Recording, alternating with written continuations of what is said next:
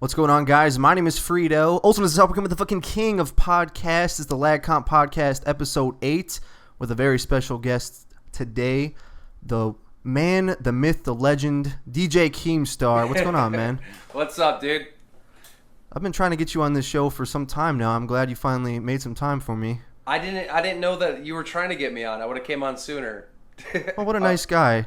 I must have missed a tweet or something. Oh, no, it's all good. I mean, I kind of shrugged it off, too, but scheduling with stuff, it's not a big deal. But, I mean, surprisingly so, and I don't know if you want, like, everybody to know this, but you're pretty open with going on podcasts and such. Like, you don't mind slumming around with the underbelly of YouTube. Is that kind of your strategy? Or? I mean, here's the thing. I have been a bigger guy compared to someone else, and I've been a smaller guy compared to someone else.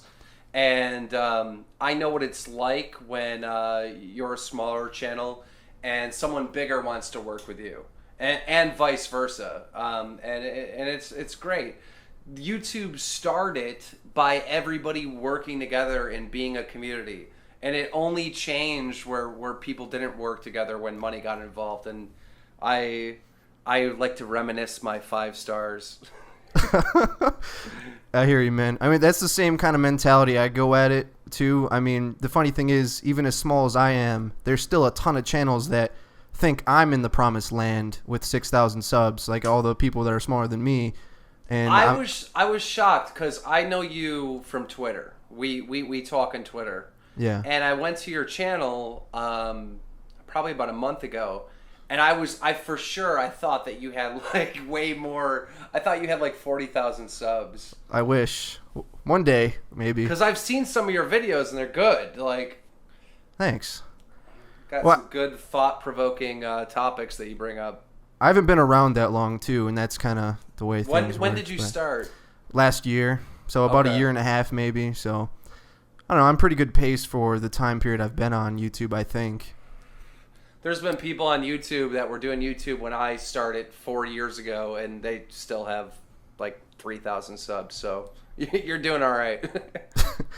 Yeah, I'm working on it. I mean, I think me and you kind of have the same kind of strategy to YouTube, if I may presume on that. But I kind of like to start fires and see people dance. You know what I mean? Yeah, I've done a lot of that. Well, I mean, it's the one cool thing about YouTube is it's kind of like grasping on to high school. You know what I mean? I loved high school. I love school. I did skip a couple days to go and get high, but for the most part, I just love being at school. I love being around a bunch of people. And, you know, when I was working at the attorney's office, it was the same thing. You know, I was always hanging out with my employees at work, going out, partying, have a good time. Now, when it switched to me, like, working in my house every day and not leaving the house, not getting sunlight, you know, the people that I work with are on Twitter. They're other YouTubers. So I think it's important to mingle, and not only that, but focus on the drama that happens in high school or drama that happens at work or anything, you know. There's always going to be teasing, conflict, bullying, you know, pranking, whatever, with groups of people. And the funny thing about that, like, in high school, and I was a class clown in high school, so I know exactly where you're coming from. Like, I got it in the yearbook. I actually hung posters up to kind of parody the girls running for prom queen. Like, and my nickname back then was Frito too. So, and this was back when Napoleon Dynamite was still a big movie, and I pretty much remade that "Vote for Pedro" shirt into "Vote for Frito" and to make all your wildest dreams come true for class clown. I don't know. Like, I was just a big troll before trolling was a thing in school, and that. And the way that transitions into YouTube, man, I think people really they take so many things so serious, but like in real life, you would just shrug them off. You know what I mean? Right. Like talking shit and just having fun with life. Whereas nowadays on YouTube, you talk shit about a commentator, and all of a sudden it's like this big problem. Like, you can't talk shit and be cool. Some of my favorite people I talk shit about. Well, the thing is like, I just did a video about this recently. The people that are the most vocal, the people that leave comments, are usually kids. You know, yeah. if you have a video and it has let's say 60,000 views and there's 1,000 comments, 50% of the kids left a comment and 1% of the adults left a comment, and the adults for the most part just watch and don't do anything or don't say anything. Where kids are very, very extremely vocal. So a lot of times with the drama and the fights that go on, and when let's say me and Wings or me and someone are feuding and people are sending me messages that are like, you should go kill yourself or some shit like that, that's a 12-year-old kid. Like, you can't take that with a grain of salt. Yeah, they can't handle the emotion of it and the humor involved as well. Like, they take it personally. Yeah, it does take. I think it takes time for people to build a sense of humor. There's things that I remember when I was a kid where actually this is a prime example. When I was a kid, that movie with the DeLorean, Back to the Future. Back to the Future, yeah. Back to the Future was going on, right? And I'm watching an interview on TV where they're interviewing like a producer or one of the directors or something of Back to the Future 2 or whatever. And they were asking them, how did you get those flying skateboards? And the guy replied, well, these flying skateboards exist. It's just kids were falling off and they were getting hurt or whatever, and moms were suing. And they laughed about it, and then they moved on to the next question. So for like that moment until 10 years later, I believe that there were these flying skateboards around somewhere. Like, I didn't pick up the sarcasm, you know what I mean? Because I was a kid. And I'm like, dude, when are they going to release this shit? I want a flying skateboard. That movie was tight, though. Like, and they had the Nikes that kind of like laced themselves. Yeah. Oh, another thing to touch on Back to the Future. My buddy is getting married, and he's having an 80s themed wedding. Like, it is going to be awesome. We all have to wear those Nikes. They like light up and stuff. Like, we had to get the knockoff ones because the actual ones are like $5,000 or something like that. That's crazy. Well, anyway, kind of on the side here, something that I've been meaning to vocalize and say out loud. I almost made a video about this, but it kind of passed the boat. But I was a huge fan of a little tirade you went on the Bad Kids show about Wings. And it was like a 5-minute verbal, like the rawest shit I've heard in like a long time. Like the straight up, you smacked him down, but then you posted on your channel and you got a lot of hate on it. I just want to publicly say I apologize for suggesting that would be a good idea. Yeah, I remember. I was like, this shit is awesome. Post that. I remember you tweeting at me saying you should just upload that Wings part. And of course I did it, and I don't feel bad. Like, if I get hate, I'm not like the average person that like gets upset. Like, I've been dealing with hate since I've been around. Yeah, stirred up a lot of fires. So yeah, I don't know what was said needed to be said. I guess we've been all kind of, as YouTubers, dancing around the fact that Wings is some type of like amazing creative person, when the reality of it, he's a train wreck, and that's why we like him. And that doesn't have to be a bad thing, but people get sensitive about that. Like, that can be totally cool. And this is kind of something that I mentioned in a video I made recently about Wings after he, stormed off Twitter. If Wings just owned up to that fact of his character, he could be so successful, but he doesn't understand it. Yeah. He doesn't get the entertainment industry, really. And someone needs to kind of he needs an agent. That's what he needs. You know what I mean? He's like the Michael Scott at The Office. He's just like, he'll do or say stuff that just makes you feel so awkward. So awkward. It's just like, I don't know. And everyone can have a friend like that, and it'd be cool, but, I don't know. I've talked to Wings personally. I've met him in real life. And I think Wings is a good person. I don't think he's an asshole. I don't think he's an evil person. I just think he's a little... I just think he's stupid. It's great. It's great. He's not that smart, and it's great. Some of my favorite people are stupid people. It's fine. know? Not everybody has to be good at everything. That's the thing. Like, people, I think they get in this sort of the new age of like everybody gets a trophy in softball kind of thing where there's no competition, nobody gets put down. I mean, not to say bullying is a great thing, but when I was in school, there wasn't this huge like bullying ruins childhoods things. It was more like a man up and deal with situations. You know what I mean? I don't know how to explain it, but I'm like 2 seconds away from saying some incredibly horrible shit, so I think I'll just stop there. But another thing with Wings is, you know, we all have like negative thoughts, or you know, we all think shady stuff from time to time. Wings doesn't have a filter, so like whatever's on his mind, he'll just say, and everyone's like, "What the fuck is wrong with you?" But at the same time, a lot of people, you know, worry about the same stuff, or might have the same feeling, or might act greedy or whatever, but they would keep it privately. This dude just is like an open book. Whatever goes through his brain, he like tweets out or says, and I think that's one of the biggest problems. Like, I had a conversation with one of my friends, good friend on YouTube, and he was like, "I don't understand this guy. I wouldn't tell my girlfriend half the stuff that this dude is saying to like thousands of people." Like, and I think that's one of his biggest flaws, is that he doesn't have a filter. Would you say that you have a filter, or is the whole like Keemstar thing like you just write it off as a separate personality anyway? Well, you know I mean? The thing is like, if I'm going to say something controversial, like, I've planned to do that. Yeah, right. I mean, and that's something I do as well. Like, I just accept the fact that what I'm going to say all the time is going to be controversial, because unless your name is Woody, pretty much you can't craft messages to make everyone be appeased. You know what I mean? Yeah. So, moving on.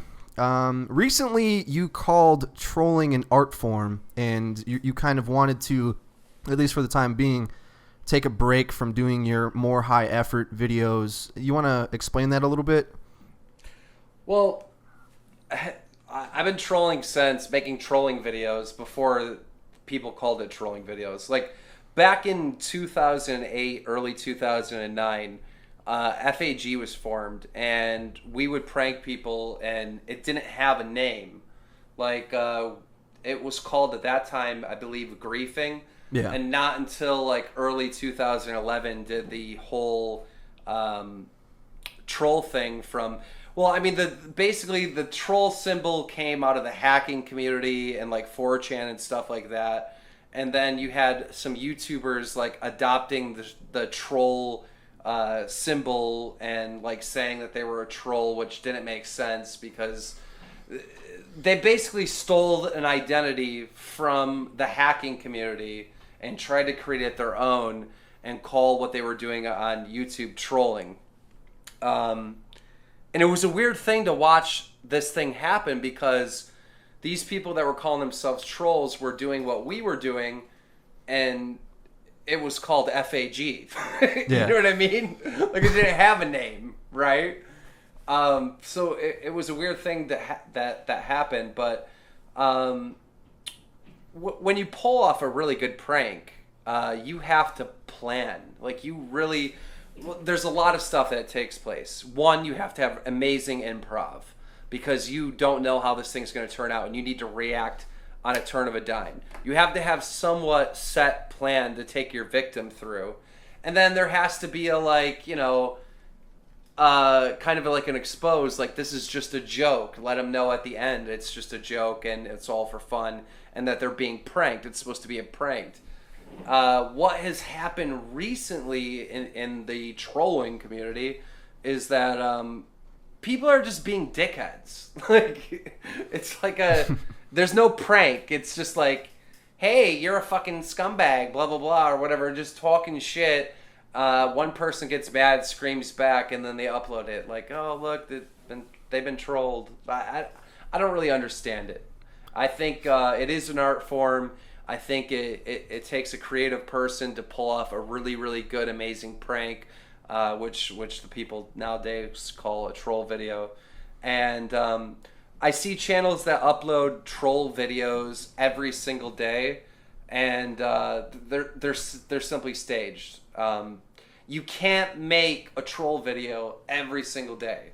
because the reaction that you're looking for, at least you can't make a good troll video every single day. There's been times like the fake nuke video on my new channel that's got over 200,000 views that people really love. That thing took forever. That took days to get the audio done. Once the audio got done, it took a good 72 hours to get the perfect reaction to release that to the public. So, and that's like 3 days of 6-hour sessions on Black Ops 2, doing the same thing over and over again, getting the perfect reaction.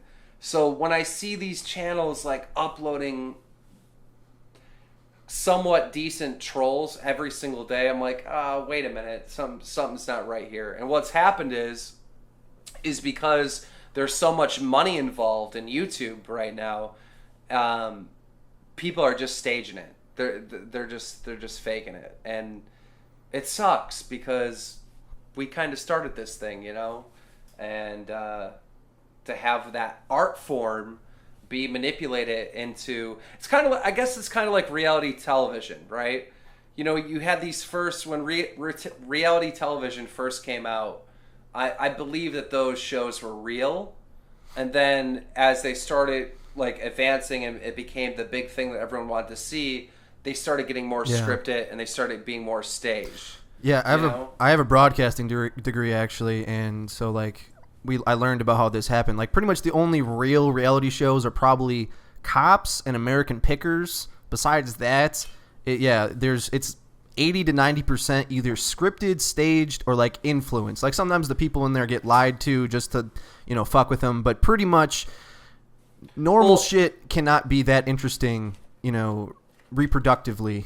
I was talking to a comic that I went out to see, and he was on the last comic standing, and he just went into detail how the whole thing was fucking scripted. Like they picked the winners, and I'm like, are you fucking shitting me? I'm like, because I've never watched the show Last Comic Standing, but I was sitting down and I was talking to this I can't think of his name now.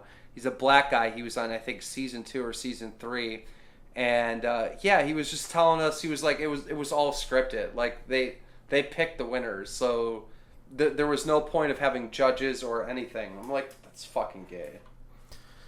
It is, but and then I don't know how to really frame this, but it's kind of a huge statement. Is this kind of like on the viewer's fault though at some point? Because, and this works for YouTube, reality TV, staging, prank staging, fucking gameplays, which is like the dorkiest thing I've ever heard of in my life. Gonna stage a fucking gameplay, but it's what the viewers will eat up, and at some point you watch Amish Mafia and you're like, this is the stupidest shit ever. Like, this is so fake. This is not real. Like, I used to live near Amish people. Like, I've talked to Amish people. I know a lot about the Amish. Everything on that show is completely fake. It's all, those people do not exist in the real world. They're actors. And I just can't believe that they try to sell that shit to be real. They actually did an episode on Amish Mafia trying to prove that they're real people. This is fucking ridiculous. So, kind of bringing it back to your channel and your, I guess, strategy towards this stuff, I can sense your willingness to want to kind of just take a break from the trolling game since of the state of YouTube and where it is. It's not really that. It's September, you know? It's what happens is right, we get our first person shooter in November, we play it, we make our videos on it, and then, you know, July comes and it's like, fuck, we're still doing this. And then August comes and then we're done. We're done. For the most people in the Call of Duty scene, when July and August shows up, we start fucking around with like PC games like Minecraft, or like last year the big thing was DayZ. You know, this year it's kind of been The Last of Us or whatever. Is that what it's called? Yeah. The Last of Us was the big thing. And luckily we got GTA. We got Grand Theft Auto 5 to come out. I mean, it's not Call of Duty season. It's from the months of August, September, and October. I'm not making troll videos. And So it's more so boredom rather than, the work, or is it all put together? Like, because it is kind of unfair that. Well, I never do stuff that I know it sounds bad, but I've never made videos that my fans wanted me to make. I just kind of do what I want to do, you know? I've always Gotcha. had the whole, like, I'm a big fan of freedom. Politically, I'm a libertarian. I support Ron Paul. And I don't want to look at YouTube as a business. I don't want to look at it as, okay, these subscribers are my clients and I got to put together a product for them because they're buying. I don't want to look at it that way, because I feel what we're doing is we are artists. We're putting together art. We're putting together, videos that we're crafting together. We should be in control of the art that we do. We should have freedom as artists. We shouldn't be doing stuff for clients. I don't get it. I don't understand it. Well, I guess it depends what your goal is, right? And how much you want to sell out the success of your channel for, your artistic creativity. And I think, yeah, go ahead. I mean, at the same time, like, I own games, I sell games, and that's where a big portion of my income comes from. I do stuff outside of YouTube that I don't let anyone know about to make money. And YouTube has always just been my hobby. I know some people depend on YouTube as their, like, sole income. I never understood that, because this is something that, if you're doing YouTube, you do it for a hobby. You do it because it's fun and you like it. To make this your job, you would turn into, like, someone like Wings. You'd be, like, miserable, like, oh my god, my views aren't right, my YouTube paycheck isn't right. I've never depended on that. Just the other day, I got a check for like $1,100 or something. I'm like, where the fuck did this come from? Or it came into my PayPal, and it was from my YouTube channel. I've never made YouTube money. Like, when we were the 5th gaming channel partnered back in FAG in 2010, the 5th gaming channel and all of YouTube that was partnered and that got paid, right? And even though we were making thousands of dollars, there were 4 leaders in FAG, so the money got split up 4 ways. And at that time, I was making way more money on my websites and my streaming, and so the YouTube money just meant nothing. It's always meant nothing to me. I've never been a person counting on a YouTube check. And I think that's given me an amazing freedom just to do what I want, which is great. And the crazy thing is, too, now that the landscape has changed on YouTube so much, based on the CPMs are much lower, and a lot more people are now viewing on mobile, and obviously Google fucks us out of mobile views. Really, the whole business plan of making YouTube your full-time job is really bad unless you plan on getting sponsors and stuff, or like promotions, ads in your videos, like in-video ads. It's really the only way you can go. Well, at that, and it's oversaturated. You know what I mean? Yeah, too. The whole year of 2009, you've seen people make videos because they like to make videos. Nobody got paid. You didn't get paid to make videos. Nobody did. You did it for fun. And then once money got involved, right, then you have these people that were like, you know what? I'm going to be the news. I'm going to be the Black Ops 2 news or the Call of Duty news. I'm going to upload videos and re-upload trailers, and I'm just going to put whatever I know people are going to be searching for, and I'm going to trick this Google algorithm out so I'm #1 on these search results. And it's like, what the fuck is going on?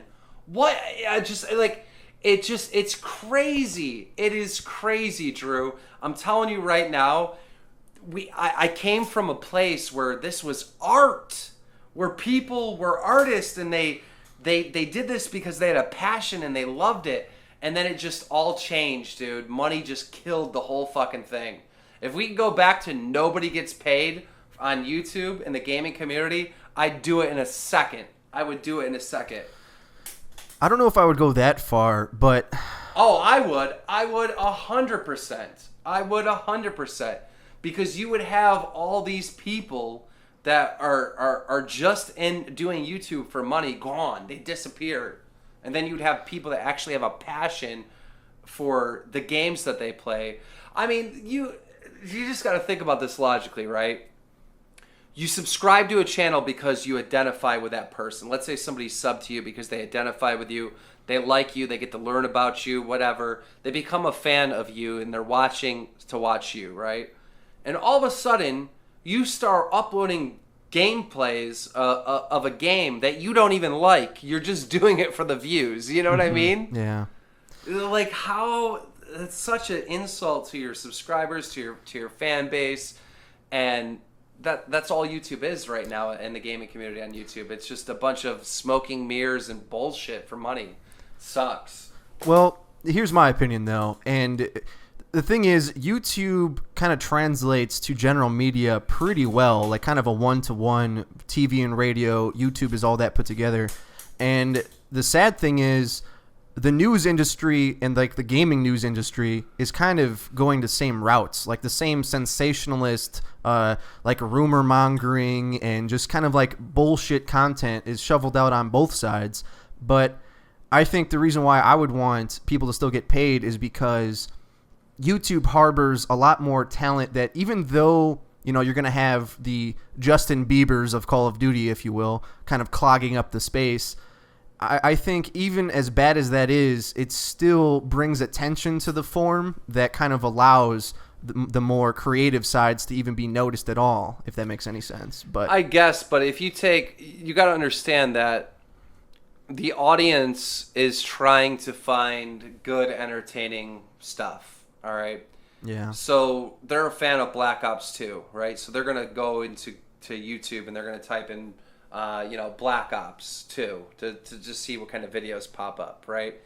The number one thing that comes up is going to be like a trailer from T. Martin or someone like that, or some LEA shit. The other day, I fucking almost lost my fucking mind. I was looking up for GTA, like multiplayer or something, or gameplay. This is before Grand Theft Auto came out. And what I was searching for is there's a new Halo that's coming out. And I didn't know about it. I didn't hear about it. I was like, holy shit, there's a new Halo coming out. So I type it in. I'm looking for gameplay of it. Fucking LEA video. And it's a recording of the stream from E3. So basically, he went on the stream at E3, recorded it, and uploaded it. Now, he had the Google algorithm completely tricked the fuck out, right? I could not find a video that wasn't his. So I searched again. I went like 7 videos down. It was his video again. I searched a different thing. His video again. His video came up like 4 different times. The guy got 4 views for fucking stealing a fucking stream and like fixing the Google algorithm. And it's not just that it's money whoring. It's that these guys are literally breaking YouTube for the fucking viewers. You know what I mean? They want to come and they want to see certain stuff, and they're getting robbed by these people money whoring. I think, well, here's my ideas with this. I think the time period where money got involved and the whole mastering of, what's this called? Google search engine optimization, that's what it's called. I think the whole mastering of that and the money kind of grew together. And even if the money wasn't there, I think you'd still have these motherfuckers posting, you know, the most view whorish type shit either way. But there'd be a lot less of them, obviously, because there's people who just want views and there's people who just want views for money. But so whether or not they're making money, I don't think is necessarily the biggest point, but there's obviously a lot more if there wasn't money involved. And I had another point and I forgot what the fuck it was. I'm gonna take a drink of water. Hold on. Got it. I totally blanked on what the fuck I was talking about. Okay, next topic. Yeah. Anyway, I don't know. That's incredibly unprofessional of me. I took one of those 5-hour energy shots, and I've been like, you should be fired from your own podcast. I'm like cranked out, and I can't even think. Like, it's at the part where I'm crashing. But I had one last question for you, sir.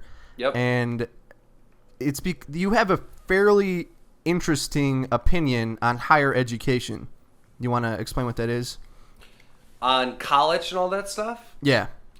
Well, basically, knowledge has always been very, very valuable. It's valuable today. It's been valuable since the beginning of time. If you don't have the knowledge to start a fire and you live in Antarctica, you're gonna fucking die.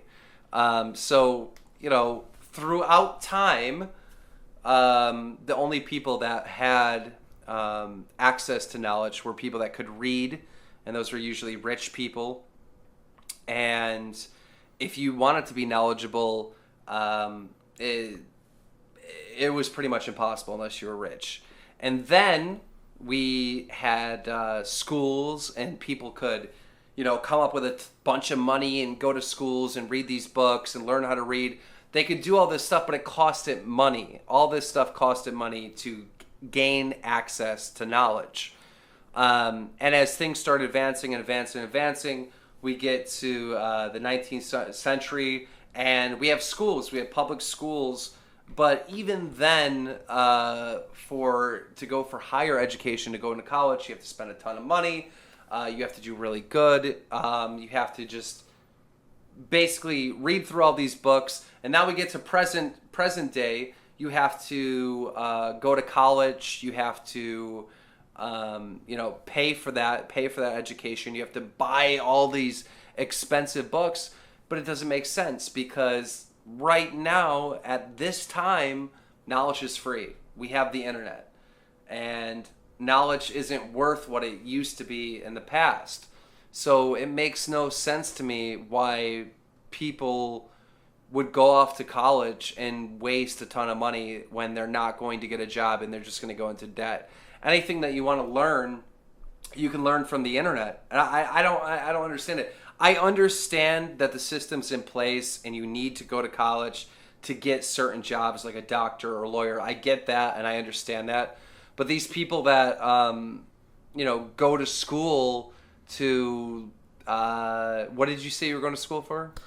Well, I graduated already. I have a degree in broadcast, electronic communications, and English writing. So I have 2 degrees, actually. Okay, so you got broadcast. And English. Right. So you did the broadcast thing, but did you need that? Did you need to spend money for that? Well, if we're going to get into me, I'm kind of going to reframe the where we're flowing into this. All I'm saying is, it's like you're doing that right now. Yeah. There's a bunch of people doing that right now. They're doing YouTube. They're broadcasting. They're putting on a performance. Mm-hmm. Do you need a college education to do that? Well, and that's the situation that we're in right now, is that we got colleges that go to high schools and they tell kids you have to go to college. And you got these teachers that tell kids, look, you want to do good and you want to go to college. You want to know why? Because those teachers went to college. They don't know any other way. They had to go to college. So all they know is to tell everyone to go to college. Everybody goes to college. Nobody can get a job. There's no jobs, right? Mm-hmm. It doesn't make sense.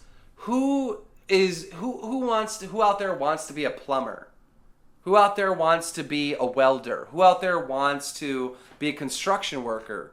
Now, mind-blowing as it is, those 3 careers right there pay more than like 90% of college graduates. Right. So what are people going to college for? What are you going to college for? It doesn't make any sense. This system is no longer valuable or sustainable in today's society. Like, no one needs it.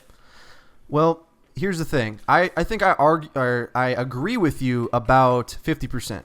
The part that I most definitely agree with you is when you're in high school, they really pound it into your head that higher education is the only way to go, and that's absolutely You're not going to get a job unless you go to college. You're not going to get a job. Well, okay, now what happens when everyone goes to college? Everyone goes to college. Yeah, it's oversaturated market. Yeah. You know what I'm saying? And everyone's got a useless piece of paper. However, there's no jobs to support that or sustain it. The thing is, on the flip side, though, as someone who has gone to college, I would say that the time I spent through college was incredibly valuable, though, especially with the things I learned that I wouldn't be able to really teach myself. And it strengthened a lot of my abilities, as well as kind of find where I wanted to go in life. And is that worth going $50,000 in debt? Probably not. But a lot of people say that they're glad that they went to college because they came to the conclusion on what they wanted to do with life. I get that.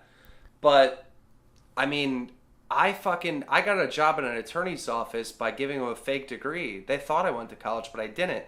Then when I got in there, I fucking made way much more, fucking closed way more accounts than anyone else around.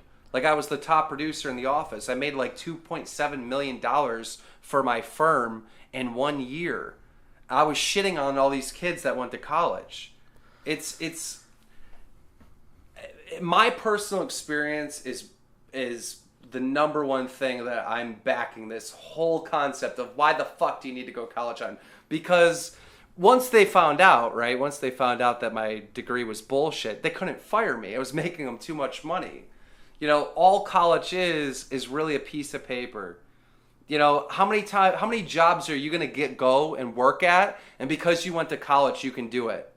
I don't know. Unless you're a doctor or a lawyer or something like that. I don't know how many jobs that actually is going to apply to, because once you go to a job, whatever it is, they're going to train you. They're going to teach you how to do that job regardless. Mm-hmm. It's much more specialized than the general knowledge you'll get from college. However, though, I think I go the opposite direction that you go to it. I think I'd rather have college paid for everybody, because I think the general population just being educated helps a lot in a lot of ways. It's not so much what can a degree but that's not going to give work either. you. That's not going to work either, and I'll tell you why. Does everyone graduate from high school? Well, I don't think, or maybe I misspoke here. I have it free for everyone who wants to go. I think either you should have to go to a tech school, college, or the military, or maybe like another option, like a apprenticeship. I think if we made our citizens do something with their lives, or at least get, defaulted into something, it would give them more of an experience through life. Because in my opinion, college is probably the best way to go to be more kind of intellectual, because you learn so much about different people and different ways of thinking that you don't make stupid decisions at the polls or something like that. It raises the IQ of the country if people can afford to do it, which I think is an overall good thing. I think that you're a fool just walking in the doors with that check that you got to pay, with that bill that you got to pay. So I see it completely different, man. I see it completely different. It just doesn't make sense. I have friends that are fucking starting their life $100,000 in debt. I was making $70,000 a year right out of high school. Like, it's not really about college. It's about you. It's about the individual. Like, do you want to learn? Do you want to succeed? Do you want to outperform? Do you want to make money? What are your goals exactly? There are people that want to be educated and know a bunch of useless stuff that doesn't apply to them as far as making money. You know what I mean? Right. And for those people, yeah, go in debt and go to college for the rest of your life. Get your doctorate in something stupid, and make women's studies. make $30,000 a year once you get out of college. Have fun with that, right? But if your goal is to make money, if you're going to college so you can get a good job and make money, and you're not going to be a doctor, you're not going to be, something that you actually need the fucking degree in, then don't. It's foolish to go to college at that point. Yeah, I kind of wish I knew that going into college, that would have made my decision a little bit better, I think, or at least give me an option, whereas I kind of felt I had to default into college. But even in hindsight, I still think I would go, because honestly, and you say this about goals, and I think you're completely right, my goal isn't really to make money. It's to be an artist in a lot of ways, and that's why I have like a wide range of skills. But again, then I'm a year out of college. I live in the Midwest, in Milwaukee. We don't have an industry for the things I really want to do, so I'm sitting here jerking off on YouTube, not making any money at all. Well, what is it that you want to do? Oh, I have a list of things. I mean, first of all, my lifelong dream is to be a stand-up comic. So I'm going to pursue that. I'm still young. But even if that doesn't pan out, that's kind of like shooting for the moon kind of thing. Otherwise, a TV writer. What are you talking about? Just go to an open mic. Oh, yeah. We have those here, yeah. And I've been writing. I have tons of stuff writing, and I'm actually kind of finishing them up. That's like my goal by the end of the year. But that's just one path. as well as like the radio, a whole shitload of different types of writing. There's like way too many things that the radio's am dead. into. The radio's it dead. is, but so yeah. Dude, if you want to be a stand-up comic, like you got a long road, and the main thing is that you need to do some touring where you're at, and then you need to get out to Hollywood. You need to get into the Laugh Factory. You need to go to the comedian store or the comic store, and go to open mic there, and that's where it is. That's what you do. And then you need to get a part of Death Squad. You need to somehow get into the Death Squad. And then once you're in the Death Squad, you're set. It's that easy, huh? Yeah. Yeah. Yeah, I mean, know. I know. One step at a time. But okay, listen. When I got the job at the attorney's office, I just fucking did it, dude. I just had to do it. I was fucking living a lie, dude. They were going to find out that I didn't have this fucking degree, so I had to make everyone else look like a piece of shit, and I had to look amazing. I had to, all right? If you want to be a comedian, you got to fucking do this shit, dude. You got to go to the open... What do you mean writing shit, dude? You should have this shit written.